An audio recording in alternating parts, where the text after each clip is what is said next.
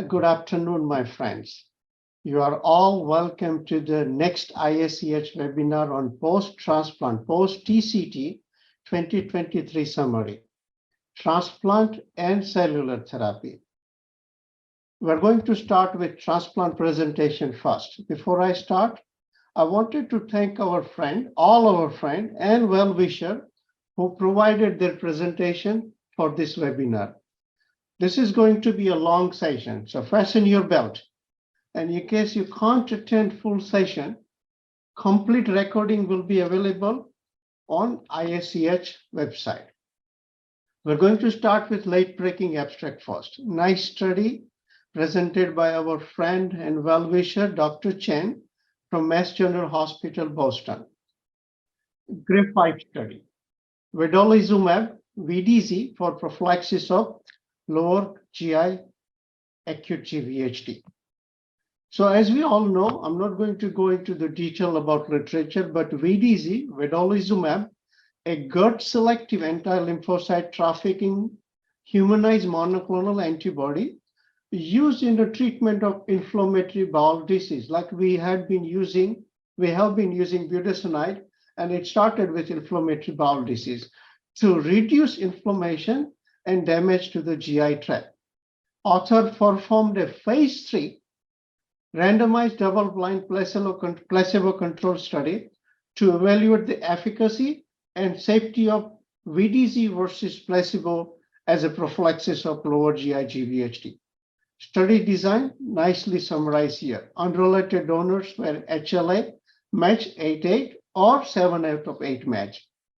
Patients were randomized 1-to-1 to receive intravenous VDZ 300 milligram on day -1 intravenously, day -1 before allotransplant, and on day +13, and then every 28 days, last dose on day +153 after transplant, or placebo.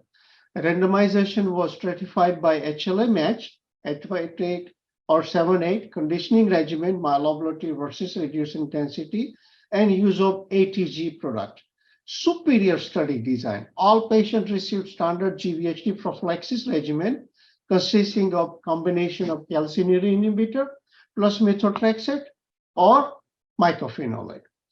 Primary endpoint was lower GI acute GVHD-free survival by day +180 after allotransplantation. 343 patients were randomized and received allotransplantation. Majority received allotransplant from HLA 8 out of 8 match donor as expected. Primary endpoint of lower GI acute GVHD forward survival by day 180 after allotransplantation, and it was met. Placebo had 71% versus 86% lower GI acute GVHD free survival with VDZ, with excellent hazard ratio of 0.45. Incidence of lower GI acute GVHD was 19% with placebo and only 7% with VDZ. Slide reviews the nicely highlighted subgroup analysis for your later review. Secondary endpoint of lower GI acute GVHD free and relapse-free of underlying malignancy survival by day 180. That's what we always ask when we review the manuscript. And grade C and grade D acute GVHD free by any organ involvement survival by day 180 also met. Non-relapse mortality incidence by day 180 favored the study arm, vedolizumab arm. Intestinal acute GVHD survival and other outcome at 1 after allotransplantation, again, at 1 year after allotransplant, again, favored the study arm versus placebo.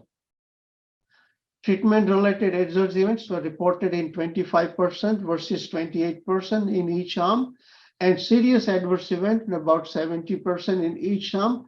They were not different between study arm and placebo.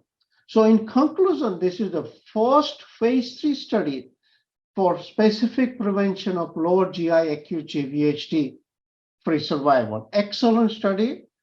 I'm sure people are there trying to get FDA submission and approval. This was again second nice abstract I selected for from the late breaking abstract. Efficacy and safety result of Sierra trial. I'm sure we presented Sierra trial, I think for past 3-4 years in ASH meeting, ASH highlight, ASTCT highlight, a couple of times past 2-3 years. So they presented now completed data, multi-center pivotal phase 3 study of IOMAP-B prior to allotransplantation versus conventional care, physician's choice in older patient with active relapse refractory acute myeloid leukemia. Very daring study, I would say, because relapse refractory acute myeloid leukemia, you don't have to get credit much because the history. As we all know, most patients with relapse refractory acute myeloid leukemia are not eligible for allotransplant. And the Sierra trial is a prospective randomized control phase 3 study comparing the rate of durable complete remission at 6 months after complete remission with or without platelet recovery, meaning CR or CRP, between two arms, IOMAP-based conditioning followed by allotransplant or physician's choice of conventional care. IOMAP, an anti-CD45 radioimmunoconjugate, delivers high dose targeted radiation to hematopoietic cells, and that's how it kills the blast cell. Patients, this is a nice study design. As you can see here, patients above 55, active relapse refractory acute myeloid leukemia, randomized by 1:1 to conventional care or IOMAP-B with fludarabine and TBI 200, classical Seattle non-ablative regimen flu TBI 200, followed by allotransplant. Conventional care patient achieving CR received physician choice conditioning and transplantation. Patient not achieving CR could cross over to IOMAP based on conditioning, followed by transplantation. Patient in CR or CRP were evaluated for primary endpoint of durable CR 6 months after achieving initial CR or CRP. Conditioning regimen schema here for your reference. Heavily pretreated population, as you can imagine here, and not uncommon in relapse refractory disease. It includes 61% patients failed targeted therapy prior to enrollment, of whom 66% received venetoclax-based regimen, which is not uncommon nowadays. Median time to transplant was 29 days in IOMAP-B versus almost 2 months, more than 2 months in conventional care arm. Conventional care patient who had a CR or CRP.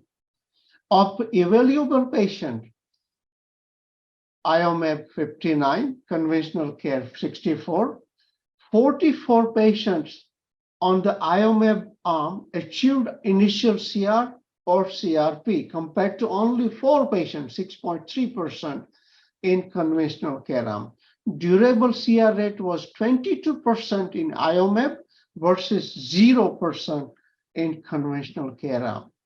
Median overall survival was 6.4 months for patient receiving IOMAP. You can see here, based on conditioning followed by transplant versus 3.2 in non-conventional care and in conventional care, but non-crossover group.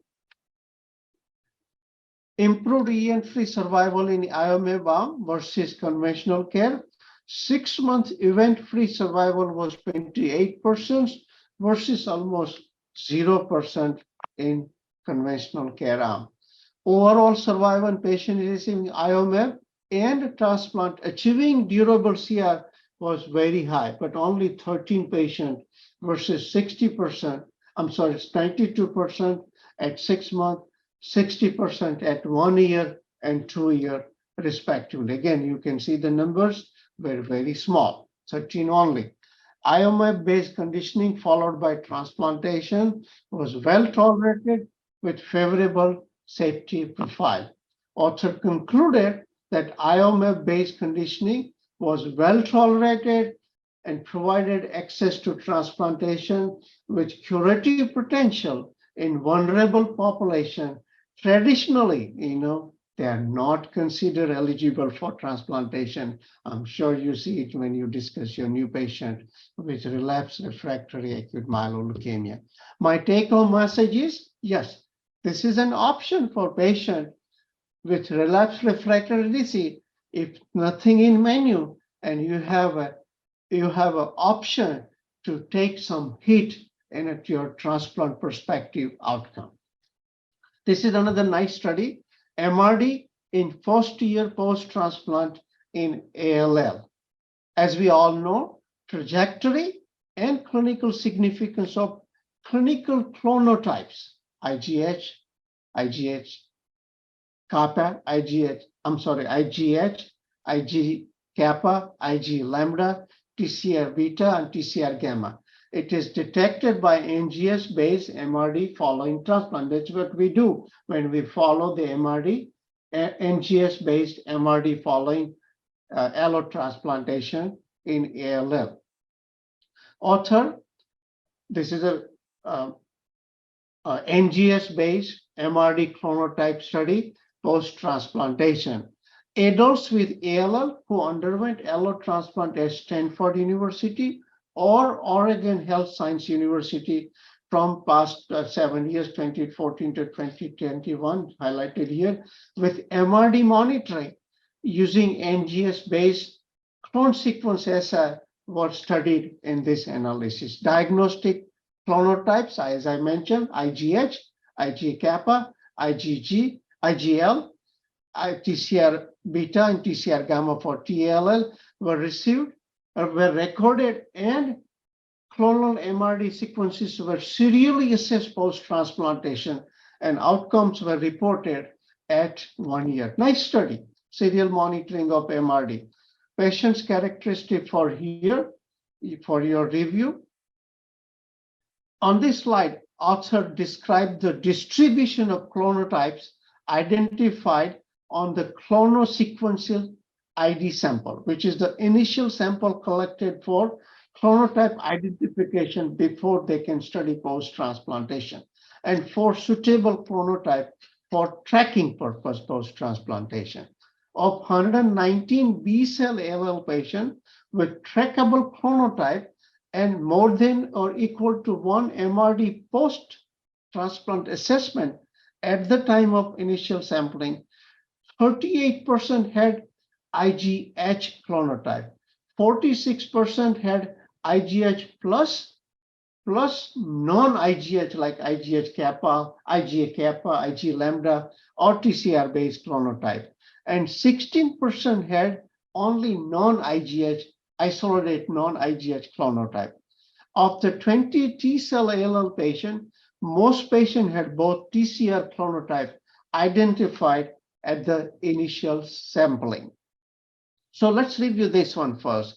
Substantial difference in subsequent clinical relapse and survival were noted based on specific post-transplant clonotype detected. Very interesting data.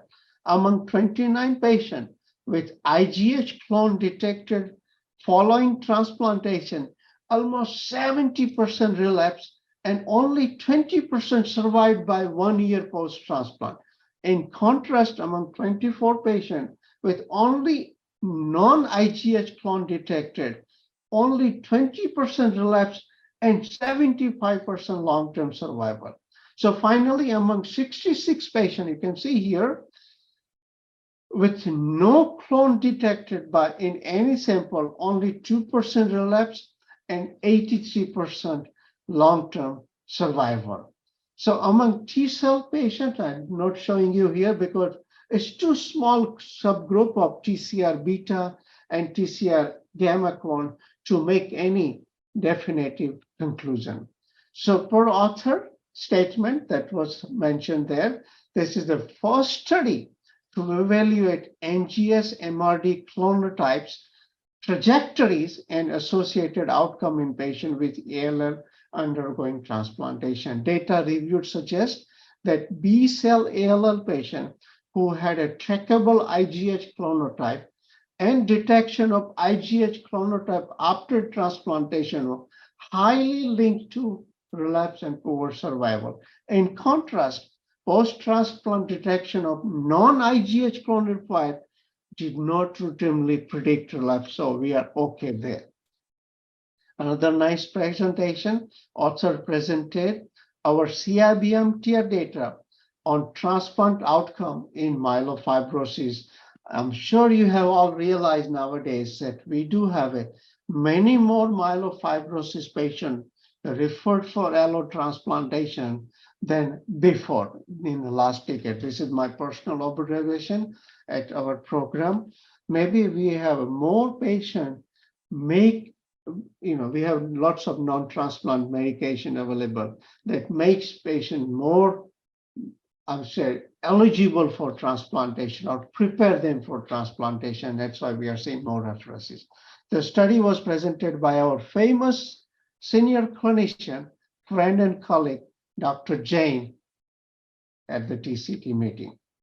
So they already published, their author did this multi-institutional study published in Leukemia last year, highlighted here, where they comprehensively described the outcome of haplodonor BMT in myelofibrosis at the Hopkins. This was mainly to address some theoretical concern about what would happen with haplograft in the setting of myelofibrosis and splenomegaly, because general impression, myelofibrosis, splenomegaly, whatever you give will be consumed by the spleen, and because of fibrosis, there will be some delay in engraftment or graft failure.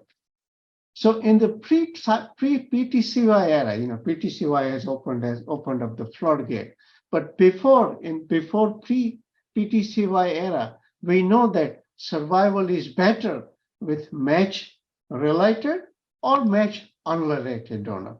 While the use of high-dose PTCY, high-dose chemotherapy and PTCY is growing, a comparison of outcome with 4 common donor types remain unknown in myelofibrosis, and which is the aim of this large CIBMTR study. Patient population include first transplant using peripheral blood graft between 2013 to 2019, highlighted here, for chronic phase myelofibrosis with less than 10% blast, using PTCY MSD, MUD, and mismatch unrelated donor, MMUD. Main effect was donor type. Haplo was identified as a family donor, mismatched by 2 or more HLA loci. MUD as a match at allelic level, HLA A, B, C, and DRP1. Mismatch unrelated as an unrelated and mismatched by 2 or more HLA loci. More than 1,000 patients were included in this analysis. As expected, note the most balanced baseline characteristic for straightforward univariate analysis. This was expected. Notable difference between the group, and we always highlight nowadays race. 40% in non-white haplo versus only 17%, less than 10%, and 15% in match or mismatch unrelated donor transplantation. Univariate analysis, 3-year overall survival estimate for haplo, match sibling, MUD, and mismatch unrelated donors are shown here. Match sibling donor is an orange line on the top with better outcome. Covariates include the usual patient's characteristic, disease characteristic, and transplant factor. Of note, donor age not included as a covariate with the obvious reason. Outcome of match unrelated donor versus mismatch unrelated donor, not different. Contrast to initial study published and our data in 2014. Graft failure rate is much higher at 19% than author previously reported in that paper, which we highlighted before, in multi-center study where graft failure was 6%. Nevertheless, high graft failure and lower engraftment noted with haplo, and likely the explanation for overall survival difference in the first 3 months. As we have seen with other studies, grade 3 for GVHD is lower with haplo. While not statistically different, you can see here, not the relapse is above 40%, above 50% in matched sibling donor, which we can all agree is very high. And this is a benefit of analyzing larger registry-based data. And that reflects the urgent unmet need in this population. Matched sibling donor appear to have a lower NRM, orange line at the bottom, compared to other donor type. Relapse adjusted, no difference between the group. You can see overlapping lines on your left. Again, disease-free survival not significant between the group. Nice overlapping graph here. Also, higher acute GVHD grade 3-4 with mismatch unrelated compared to haplo and match unrelated donor. So author concluded that when available, matched sibling donor is the preferred donor in patients with myelofibrosis. For those lacking matched sibling donor, high dose PTCY based conditioning is a haplo. PTCY is a comparable option to unrelated donor for transplant in myelofibrosis. This large registry data also underscores, we have seen that in the data, urgent need to reduce early NRF, graft failure, and relapse in myelofibrosis. This is the benefit of knowing better when we analyze the large database. Love this presentation. As we all know, PTCY is a commonly used for GVHD prophylaxis, as we've seen in the previous slide. And as we all also know, cyclophosphamide is known to cause endothelial injury, including VOD. So endothelial activation stress index, which is also called S6, is considered a marker of endothelial dysfunction. Study goal was to determine if S6 score can predict non-relapse mortality in patients undergoing allotransplant with PTCY-based GVHD prophylaxis. This is a Mayo Clinic retrospective analysis. S6 score was calculated using a sample formula, very simple. I'm sure you do it in urine round also, and your pharmacists always help you. LDH multiplied creatinine divided by platelet count 10 to the 9 per liter, and analyzed based on log2 transform values. Preconditioning S6 score was calculated within 4 weeks from allotransplant, so you don't need to bring patient for one extra visit to calculate S6, and analyzed based on log2 transform value. Compared to low log2 S6 score, patient with high log2 S6 score had a significantly higher NRM at 18 months and at 3-year post-transplantation, and difference was statistically significant at 3 years, 13% versus 35%. S6 appeared to be a better predictor of non-relapse mortality, easy to calculate compared to SCTCI score in the setting of PTCY-based GVHD prophylaxis. Solid data.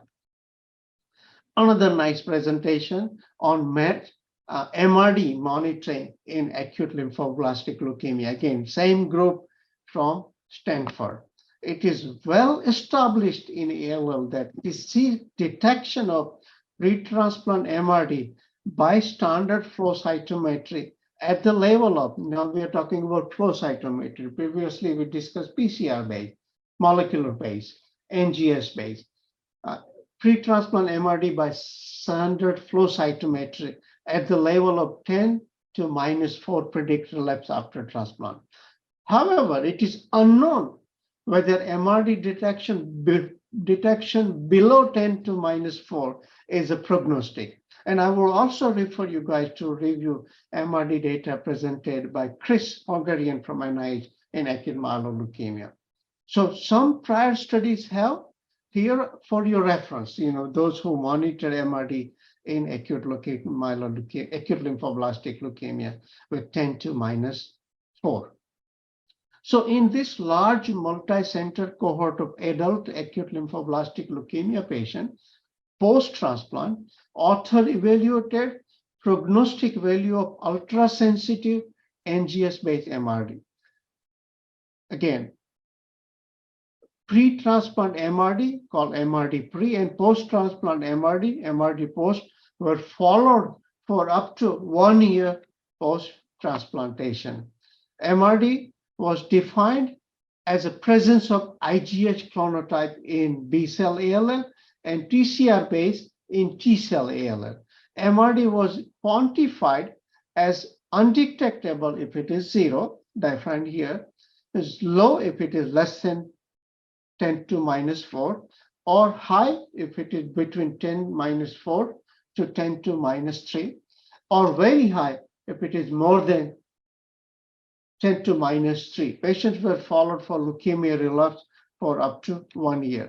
Statistical methods for your review. Most patients had B-cell ALL and most underwent transplant with matched unrelated donor and myeloablative conditioning regimen. Remember, 97% were CR at the time of transplantation, so they were all eligible. Look at the result here. 2-year overall survival of the study was 72%, decent. 2-year relapse rate was 22%, and NRM was 15%. So univariate analysis demonstrated significant difference. You can see here in the incidence of post-transplant relapse according to MRD pre-transplant level. Relative to patients with undetectable MRD pre-transplant, the risk of post-transplant relapse was significantly higher among patients with low MRD, as shown here, with light blue curve. The risk of post-transplant relapse was highest in patients with very high MRD pre-transplant, more than 10 -3, as shown in a dark blue on the top. Given the similarity between the both light blue and light blue, those two data, both very low and high, were merged for the further analysis. Author next evaluated the impact of both MRD pre and MRD post on relapse after transplantation. Author found that very high and moderate MRD pre-transplant remained associated with increased risk of relapse, but any detectable MRD post was the strongest predictor of relapse with hazard ratio of 4.60. You can see on your right, MRD post detectable versus undetectable.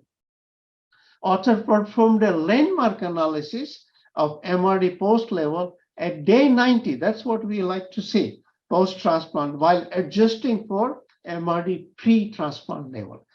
Detection of MRD post at day 90 post-transplant was very predictive of relapse, even more so than MRD pre-transplantation.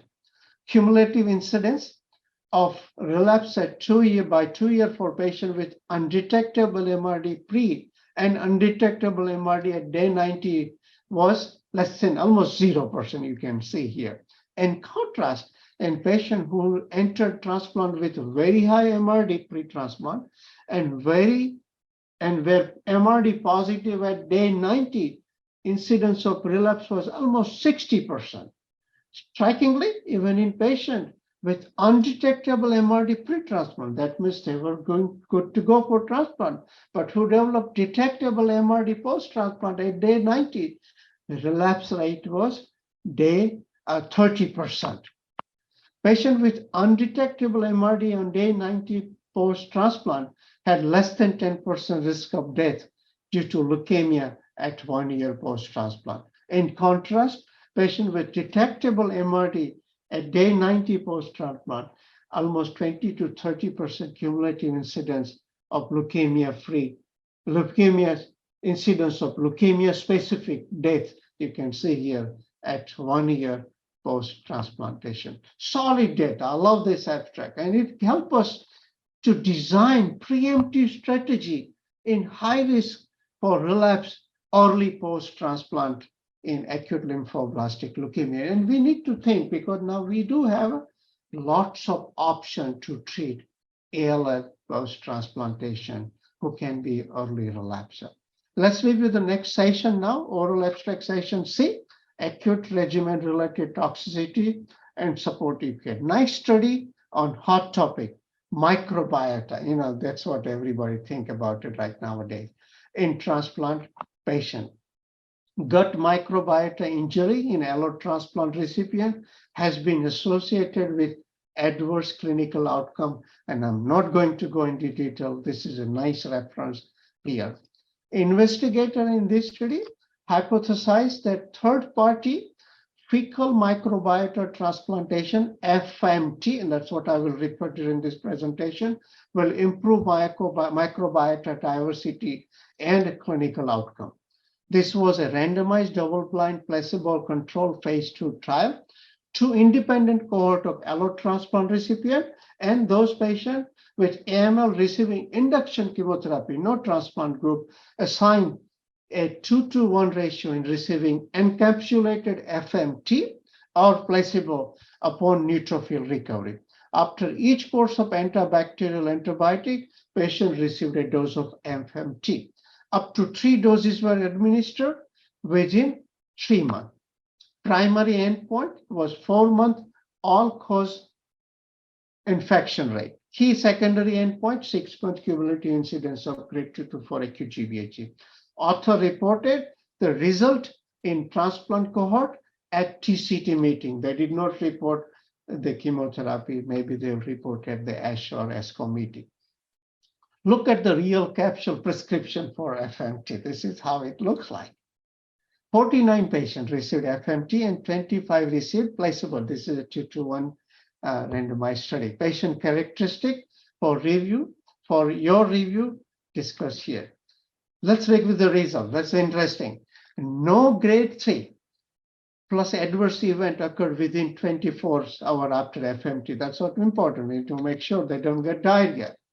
6-month cumulative incidence of grade 2 to 4 acute GVHD was 30% in the study arm, FMT arm, versus 8% in the placebo arm. Let me specify very clearly. After post-hoc adjustment for the GVHD prophylactic regimen, which despite randomization was not balanced between the 2 arms, and hazard ratio for grade 2 to 4 acute GVHD after FMT versus placebo was 3.1.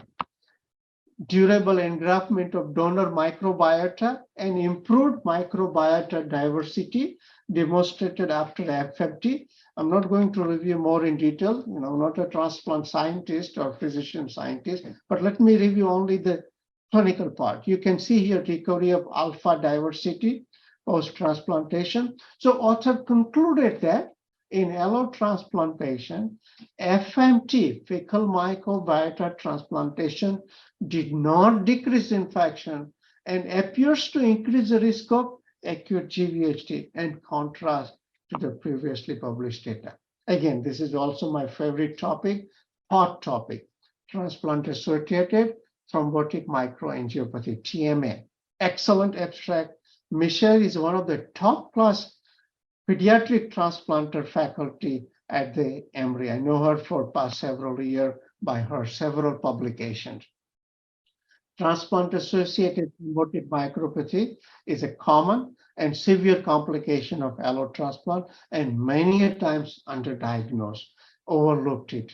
It describes a poor prognostic factor, including it has several poor prognostic factors highlighted here, including elevated soluble C5b, complement 5b9, proteinuria, and multi-organ dysfunction, MOD. Eculizumab has improved the survival in some study, but we use randomly. So this study is very useful in that case. So the objective of study was were to determine the incidence and outcome of TMA and identify any prognostic factor, as well as determine the responses rate and outcome of children with transplant-associated TMA treated with eculizumab. Solid study. So in this study, this is a single institutional prospective study, all pediatric transplant recipients screened weekly for TMA from August 19 to, January 19 to August 2022. Slide reviews the well-established transplant-associated TMA diagnostic criteria from Professor Jodell at the Children's Hospital, Cincinnati, and this is what most centers use nowadays. Primary endpoint was multi-organ dysfunction. While this is defined in the literature, definition for your review, it is somewhat unusual endpoint in the BMT literature.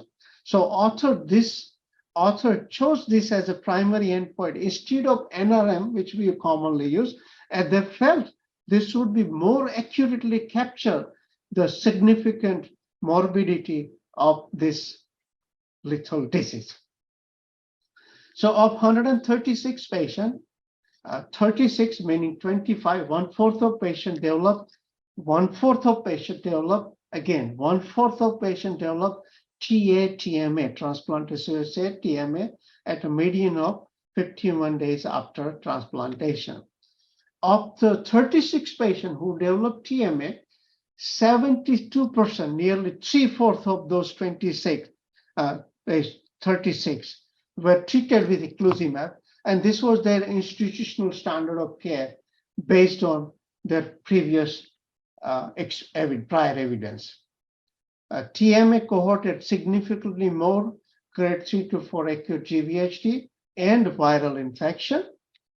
A TMA patient had significantly increased risk of MRD, and during presentation remark, remained significant after adjusting for concurrent VOD, grade 3 to 4 acute GVHD, and viral infection. Nice adjustment. Nice graph here on overall survival. A non-relapse mortality drove difference in the overall survival in both an unadjusted and adjusted multivariate analysis. Hazard ratio of NRM for TMA remained significant, as you can see here, as did with VOD. The adjusted hazard ratio for NRM in patients with viral infection was unexpectedly, I expected higher, but it was unexpectedly lower. You can see here, there is a lot of overlapping complication. It's an endothelial injury complication. Authors wanted to examine the further beyond the logistic regression or proportional result model, and author looked at biological interaction. Very nice, smart study design. There was a significant biological interaction of concurrent VOD and TMA with excess risk of MODs of 18%, and no between TMA and viral infection or TMA and grade 3/4 acute GVHD. Author looked at the concurrent GVHD and TMA, and there was no evidence of biological interaction.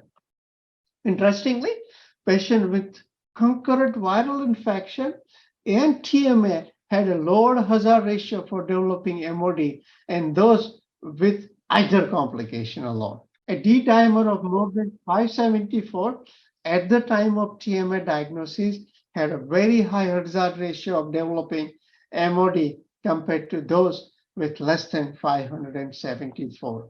And this number calculated based on the statistical model. I asked specific this question. Next, author looked at the overall survival from day of TMA diagnosis by risk stratification, which we reviewed earlier. Despite early treatment eculizumab, 1 year after diagnosis of TMA, overall survival in high-risk group was only 30%. And that may be related to poor response. 17, meaning 65% had no response to eculizumab, defined as death with acute TMA. No variable tested predicted better response. We saw the variables poor response, but there was no variable tested predicted better response to eculizumab. Nice data. I'm sure you enjoy this one. Author concluded that TMA was a common complication in about 25% in pediatric allotransplant and independently associated with MOD with poorer outcome. Concurrent VOD and TMA had high risk of developing MOD, and D-dimer at the time of diagnosis was prognostic. This was presented by Shlomo from Hadassah Medical Center in Jerusalem. And last author is one of the cell therapy and transplant top-class clinician, high-tech physician informatic, superstar Ronnie, assessment of comorbidity burden in allotransplantation. This is a MSK study. Assessment of comorbidity burden is a crucial to determine the risk of non-relapse mortality in allotransplant. HCTCI, which we commonly use, is a clinical score that was established for assessment of comorbidities in allotransplant patients. Main advantage of this score are that specific for allotransplant, I mean to say this one, and includes more objective assessment of comorbidity, for example, ejection fraction, liver enzyme, and pulmonary function test and renal dysfunction test. As you can see here, HCTI scoring includes 17 comorbidities, and each of them has a different weight. For example, presence of cardiovascular, you can see the red dot here, cardiovascular, obesity, and renal comorbidity. Pre-transplant HCTI data, prior data here. I think we all know this study. Our friend, and his name is linked with HCTI, Professor Mohammed Soros HCTI. I always call it Soros HCTCI. Although the HCTCI is widely used, we do it always in all allotransplant patients, it has not been validated consistently, and some studies in HCTCI was not able to stratify NRM and overall survival of allotransplantation. Sometimes a modified HCTI was used based on different grouping of score, also called flexible HCTCI. The reason for varying results are probably related to different conditioning regimen, different graft source, and many other reasons. Moreover, since HTCI was introduced, treatment of transplant patients in general and their comorbidities have improved significantly. We prepare patients for improved significantly, which might require different scoring system for this comorbidity calculation. So MSK team led by Ronnie Shawal, published in the cited one of the paper, and other have recently developed a new comorbidity score called SCI, Simplified Comorbidity Index. SCI score was based on a retrospective study of 573 patients who underwent CD334 selected allotransplant following myeloablative conditioning regimen, reference cited here. This is their prior published data. You can see here association of different comorbidity and NRM in CD34 selected patients. Selected number of comorbidities were associated with, you can see right highlighted area, increase in NRM in this cohort. So SCI, Simplified Comorbidity Index, is based on only 4 comorbidities and age above 60. A complete cardiac comorbidity, presence of either cardiac history as defined in HCTI, arrhythmias or valvular disease, number 2 pulmonary, number 3 hepatic, and number 4 renal comorbidity. But based on GFR, which is considered a better estimation of renal function compared to creatinine level. points assigned to each component listed here. Here you can see how SCI was able to stratify patient according to NRM. And it seems to work better than HCTI. You can see head-to-head comparison here. So aim of this current study, people always say that, oh, you have a CD34 selected, you can't repeat to a commonly used unselected or unmanipulated graph. So this is to answer that question. Aim of current study was to find out whether SCI was able to stratify NRM risk in a contemporary population, common population of allotransplant who received unmanipulated allograft following Greek regimen. Now we are looking at not CD34 selected group. Again, this is a retrospective study, eligibility criteria listed here. Bottom line, unmanipulated graft. More than 300 patients, detailed patient characteristics here for your review. Main cause of death was progressive disease, and second cause of death was GVHD. Most prevalent comorbidity in their cohort are age more than 60, mild hepatic comorbidity, moderate pulmonary, and mild renal comorbidity. You can see here the striking difference of prevalence of renal comorbidity based on HCTI, which is defined as creatinine more than 2, versus SCI based on GFR, eGFR. Creatinine does not accurately reflect the renal function, and high cutoff of 2 overlooks many patients with renal comorbidity. Actually, in our experience also, many patients with such a high creatinine are not transplanted.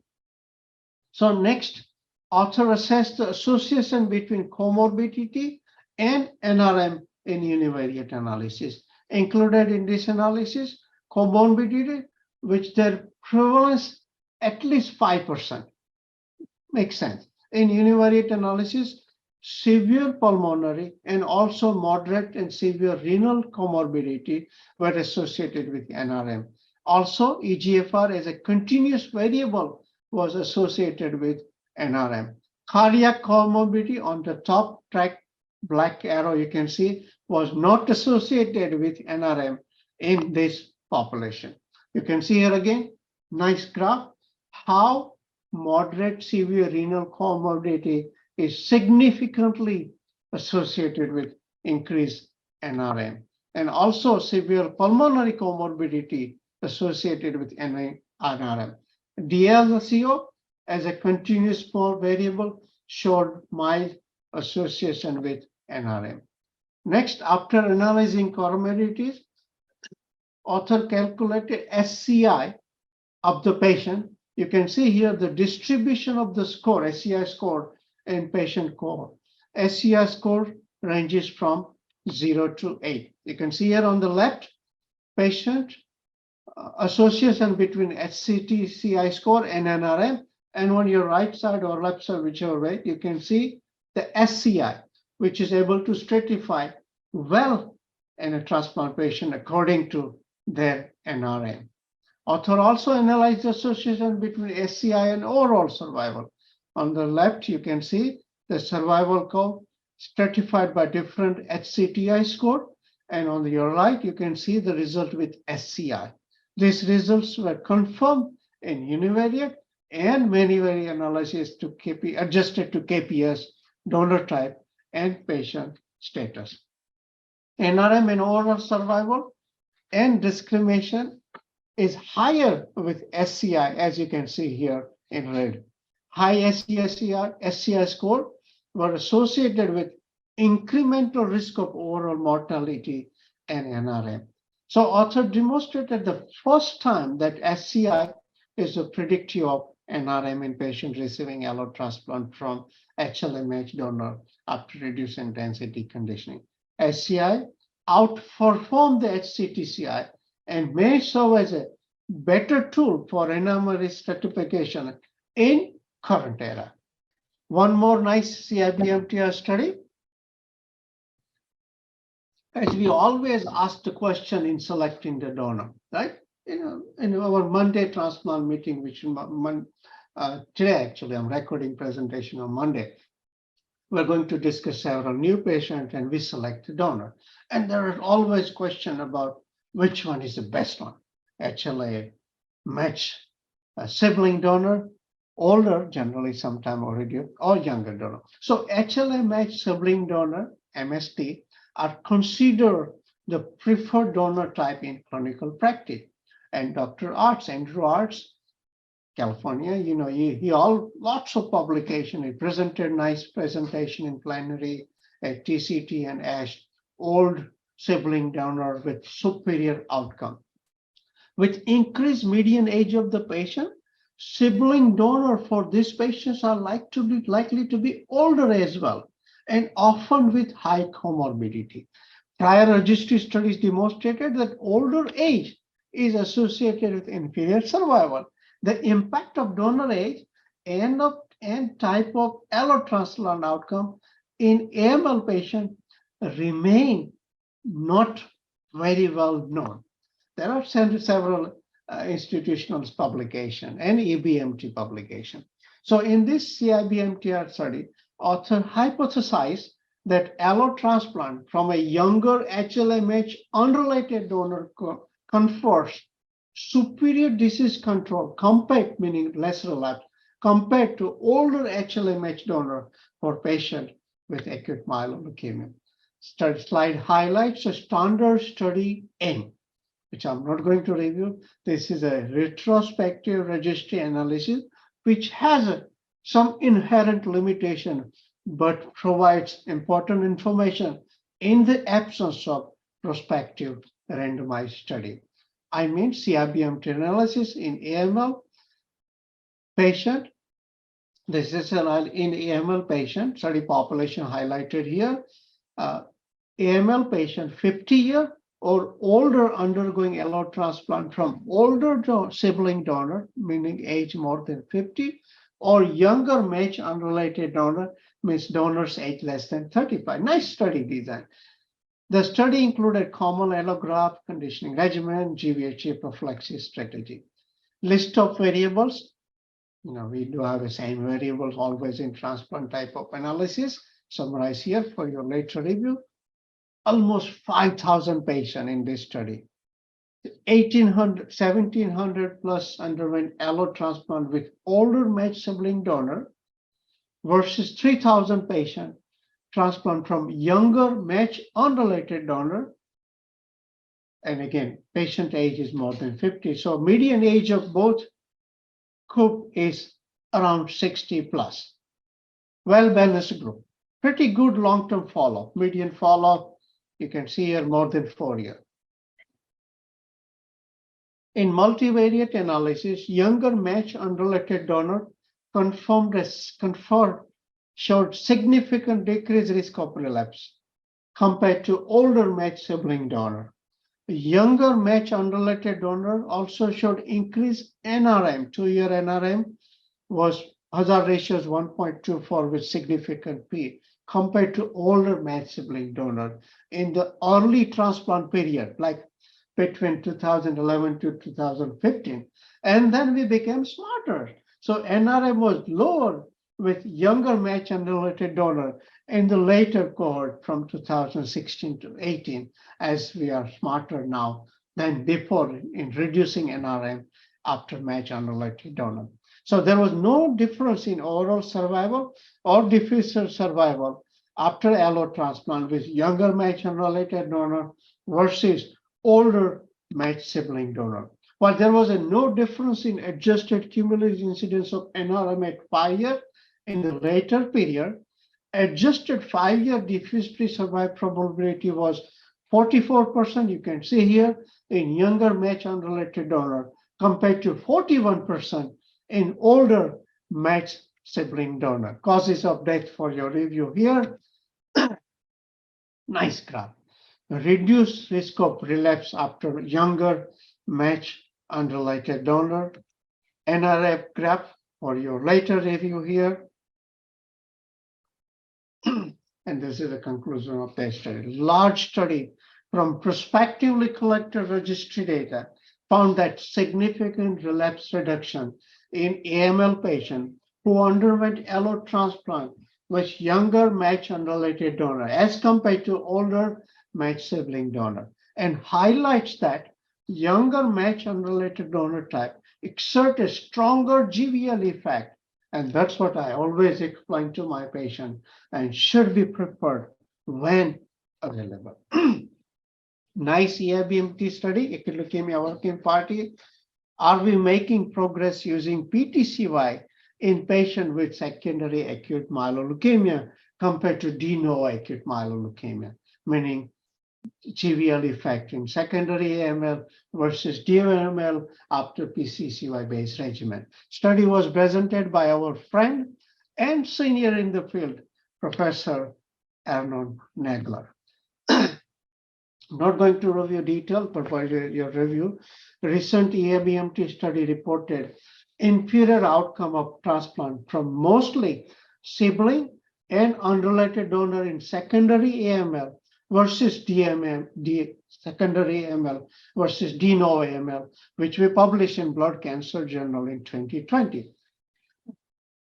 However, a result with non-T depleted haplotransplant with PTCY may differ. So in this study, author compared outcome of haplotransplant with PTCY in secondary AML versus de novo AML. Simple, straightforward study.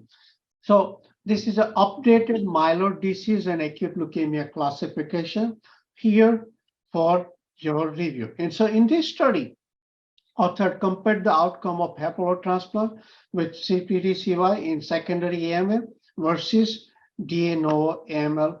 Study population includes almost 2,000 patients, almost 300 secondary AML and 1,640 de novo AML in first year, first complete remission undergoing haplotransplant with PTCY from 2010 to 2021. Decent follow-up and nice straightforward analysis. In multivariate analysis, no difference was observed in any transplant outcome parameter between secondary AML versus de novo AML in a PTCY-based regimen in AML CR1. NCR. Additional variable information here in case you want to read detailed data reviewed by Professor Nagler. Again, this is a nice slide. So results were confirmed by propensity score. When we don't have the randomized study, this is how we do matching, propensity score matching to de novo AML, 464 patients with each secondary AML patient, 221, 245 patients.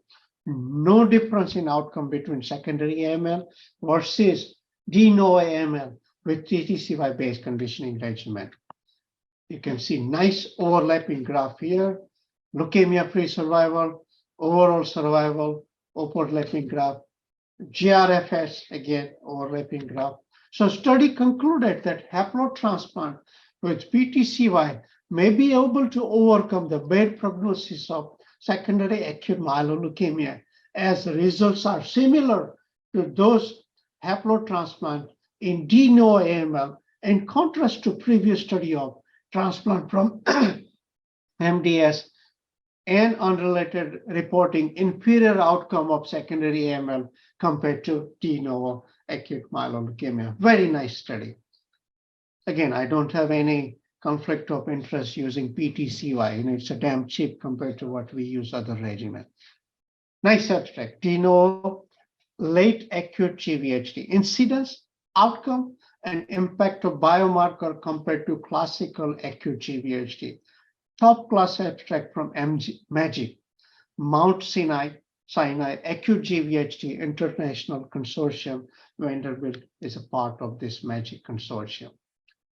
Nice NIH consensus conference proposed new diagnostic, it's not new anymore, but diagnostic criteria for GVHD for your review, and I'm sure you all have memorized this.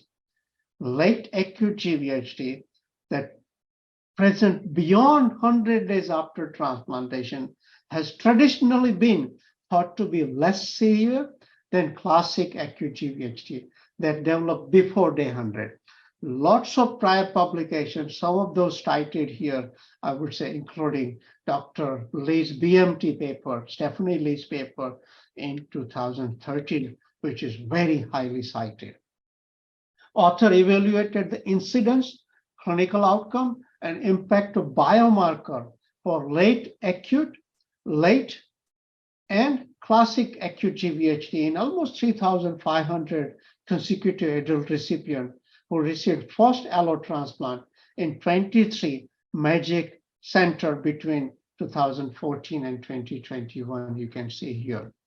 In total, 45% developed classic acute GVHD and 7% developed late acute GVHD, meaning beyond day 100 post-transplant. Late acute GVHD more severe than classic acute GVHD. You can see a nice figure, red highlighted, and detailed table on your left. Both classic and late acute GVHD were associated with increased risk of NRM, and surprisingly, hazard ratio for late acute GVHD on NRM was higher than hazard ratio for classic acute GVHD, which is obvious in this figure. When author evaluated patient using MAGIC algorithm probability, we call it MAP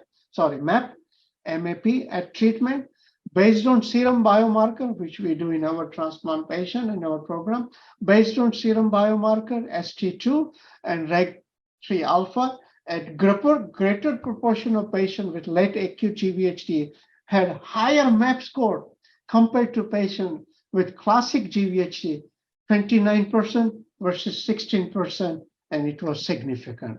MAP score successfully stratified patients with both classic and late acute GVHD for risk of non-relapse mortality. So nice conclusion. Contrary to, I was surprised also, contrary to the expectation, late acute GVHD was more severe. The incidence is low, but it was more severe than classic acute GVHD by both clinical and biomarker parameter, and was associated with high non-relapse mortality. Enjoy reviewing this study. Again, this is a nice study, future, I would say. ORCA-Q, an investigational precision engineered cell therapy. It represents the alternative strategy which may be administered with single agent prophylaxis and does not require PTCY. Early data, only 21 patients, I think, in this early phase study for varieties of heme malignancy as expected in early study. Wanted to check the safety. So, just cut short the abstract, but grade 3-4 acute GVHD was rare, with only one event of grade 3 acute GVHD and no grade 4 GVHD using ORCA-Q cell therapy product.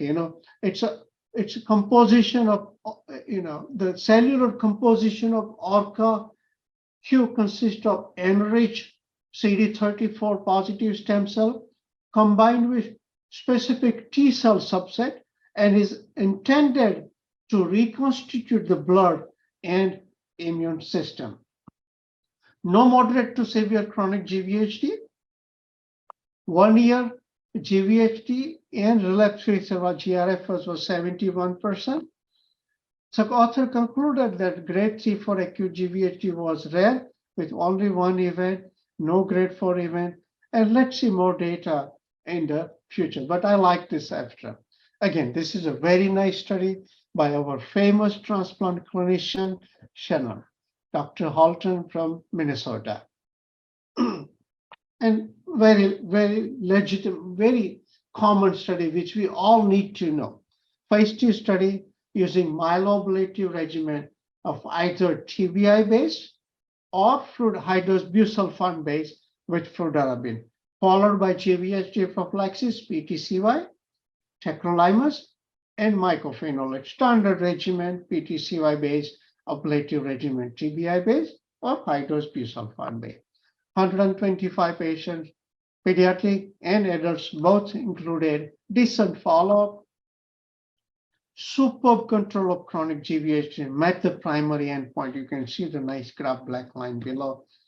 Grade 2 to 4 acute GVHD occurred in 50%, and grade 3 to 4 acute GVHD was only 4%, 0% grade 4. There were no deaths due to GVHD. NRM was low with PTCI-based conditioning regimen, whether it's a TPI-based or fludarabine-based, hydroxysulfone.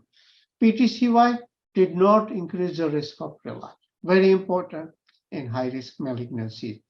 2-year overall survival was 80%, GRF was 60, almost 60%, both higher than their historic control.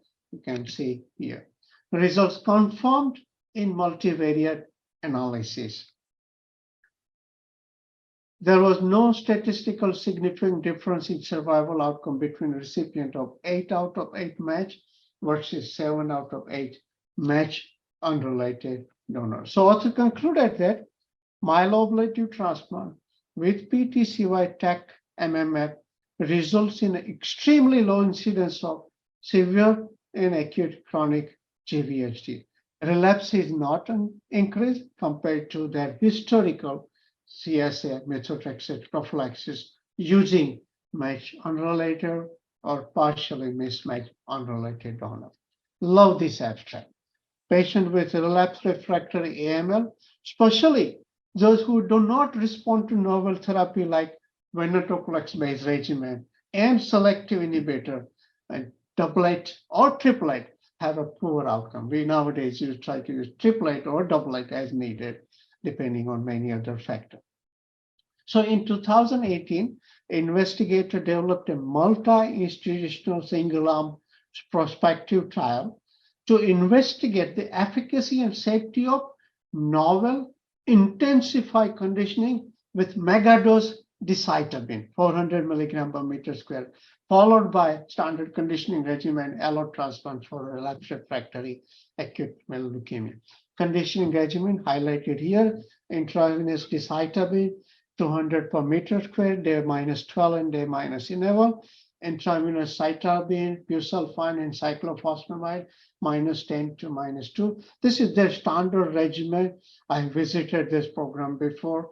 They published data in 2015 in Blood, reference cited here. Study included 51 patients, 29 relapse refractory and 22 relapse, receiving allotransplant, most haplotransplant. This is China study, as you can imagine. Median follow-up 12 months after transplant. 61% enrolled patient had no response to venetoclax plus HMA-based regimen before transplant. This conditioning regimen was well tolerated without irreversible grade 3-4 toxicity during peri-engraftment. That's what very important. Look at the outcome. Megadose decitabine is a novel conditioning, superb outcome highlighted here for your review, with perfect efficacy and safety, suggesting its potential to become one of the standard conditioning regimen in patients with relapsed refractory. And advanced phase study is still ongoing. And I like the abatacept, studies. We had lots of publications recently, including JCO paper. Long-term outcome of abatacept, PTCY, sirolimus-based haplotransplant in younger patients with non-malignant disease, presented by Sarita Dr. Jaiswal from India and a senior author, famous Dr. Suparno Chakravarti. So, they have already published several public data on this study, this regimen or this conditioning regimen.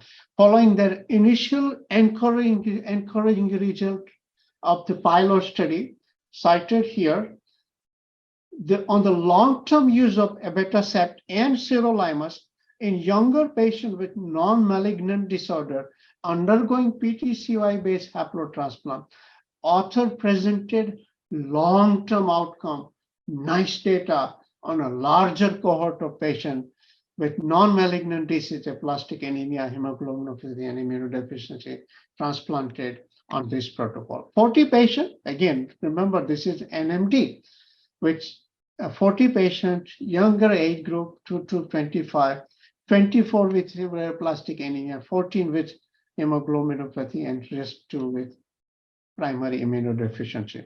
This is a regimen for severe aplastic anemia. Patients receive PTCY-based regimen along with T-cell co-stimulation blocker with abatacept until 180 days, along with sirolimus for 9 months. And nice schema for reference here. And this is one of the regimen for hemoglobinopathy, triosulfan-based regimen. And this is their prior publication for your reference. They published already abatacept data a long time ago. Minimal acute and chronic GVHD, nice graph here, you can see here. NRM was only 5% event-free survival, and GVHD, so event-free survival and GVHD, GEFS was 90% and 82% at median follow-up of 36 months. When we use this regimen, abatacept particularly, people will ask, what about viral infection? So incidence of CMV infection was 45%, with no developing CMV disease in current era. A rare late viral infection also, nice data. Whatever question you have raised, I had this question, and they presented data immediately. Study shows that excellent presentation, again, one of my best abstract for non-malignant disorder, that extended use of abatacept combined with sirolimus and PTCY results in marked reduction in early alloreactivity and infectious complication in younger patients with non-malignant disease, with an encouraging quality of life and GVHD-free survival. Excellent. I'm so impressed data, very nice data. And again, this is also, love this abstract, and we do see late CMV infection after we stop letermovir. And this is an abstract to answer that question. So 12% of patients in pivotal phase 1 trial of P001 developed clinically significant CMV infection after discontinuing letermovir post-transplantation. This phase 3 trial evaluated whether extending letermovir, we do in a selected patient, evaluated whether extending letermovir prophylaxis to 200 days post-transplant results in additional benefit versus placebo in patients remaining at high risk for clinically significant CMV infection beyond day 100, and it's highlighted here. High-risk CMV infection criteria highlight, and this is what we use in our randomly selected patient when we extend letermovir beyond 100 days to 6 months post-transplantation. Again, it's a stem cell source, use of T-depleted graft, ATGO, yes or no, CAMPET, yes or no, GVHD and other conditioning regimen, Jacopy or no, high-dose steroid or not. Slide shows study design. In summary, adult transplant recipient who received letermovir for CMV prophylaxis through day 100 post-transplant were at high risk of developing clinically significant CMV infection beyond 100 days were randomized 2-to-1 to receive additional 100 days letermovir or placebo. Primary endpoint was proportion of patients with clinically significant CMV infection from week 14, means day 100, through week 28, means to day 200 post-transplantation. Total 220 patients randomized, 218 patients received. It's a 2-to-1 ratio, as you know. Proportion of patients with clinically significant CMV infection from week 14 through week 28 post-transplant was lower in letermovir arm, you can see here, than in placebo arm. 2.8% versus 19%. One-sided p-value was highly significant. All-cause mortality from week 14 through week 48 post-transplant was 8.3% in letermovir, you can see here, and was 8.3 in letermovir and 8% in placebo arm, no significantly different. No safety concern. Safety profile were similar between letermovir and placebo for your review here. Author concluded that letermovir prophylaxis extended to 200 days was superior to placebo in reducing the risk of clinically significant CMV infection from week 14 through week 28 post-transplantation. Again, people will criticize this study, say there was no difference in other outcome. Why should we? But you look at it. If you have a clinically significant CMV infection, close monitoring, additional treatment, many other things which can lead to some morbidity and poor quality of life. Letermovir had an adverse event profile similar to placebo and was well tolerated. So this concludes our part one of the presentation on transplantation. And now we're going to review the cellular therapy abstract presented at the TCT meeting.